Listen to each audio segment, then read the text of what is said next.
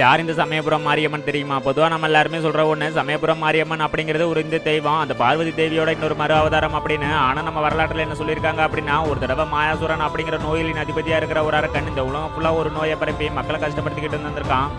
அதுக்கு முன்னாடி யாருக்கெல்லாம் கடவுள் நம்பிக்கை இருக்கோ அவங்க எல்லாரும் லைக் பண்ணுங்க. அதோட உங்களுக்கு பிடிச்ச கடவுள் யாரு அப்படிங்கறத கமெண்ட்ல சொல்லுங்க. இதெல்லாம் இருக்க மக்கள் கஷ்டப்படுறத பார்த்த பார்வதி தேவி மாரியம்மனா அவதாரம் எடுத்து மக்களை காப்பாத்துறதுக்காக பூலோகம் வந்து மாயாசுரன் அப்படிங்கிற அந்த அரக்கனையே அழிப்பாங்க. அதுக்கப்புறம் ஒரு நாள் அந்த மாரியம்மனே மக்கள் அசூரி அப்படிங்கிற ஒரு கொடிய அம்மை நோயால அவதிப்பட்டுக்கிட்டு இருக்காங்க. அவங்களுக்கு நான் தான் பாதுகாப்பா இருக்கணும், அதனால என்ன இந்த இடத்த விட்டு வேறொரு இடத்துல தனி சன்னதியில அம்மனை வழிபடுங்க, நானே ஒளியா இருந்து மக்களை காப்பாத்துறேன் அப்படின்னு சொல்லியிருக்காங்க. சரினே இவங்களும் அம்மனை எடுத்துக்கிட்டு வேற ஒரு இடத்துக்கு போகும்போது தான் தலைவிருச்சமா இருக்கிற வேப்ப மரங்கள் நிறைஞ்ச இடமா இருக்கிற சமயபுரத்தோட எல்லையை மாரியம்மன் தேர்ந்தெடுப்பாங்க. அதனாலதான் அவங்க சமயபுரத்து மாரியம்மன். இப்படிப்பட்ட உன்னை பத்தி ஹிந்து புராணங்கள்ல என்ன சொல்லியிருக்காங்க அப்படின்னா, எல்லா ஊர்ல இருக்கிற மாரிக்கும் தலைவியே அந்த சமயபுரம் மாதிரி தான் அப்படின்னும், அந்த பக்தர்களுக்காக தானே பச்சை பட்டினி விரதம் இருக்கிற ஒரே அம்மன் அப்படின்னு சொல்லியிருக்காங்க.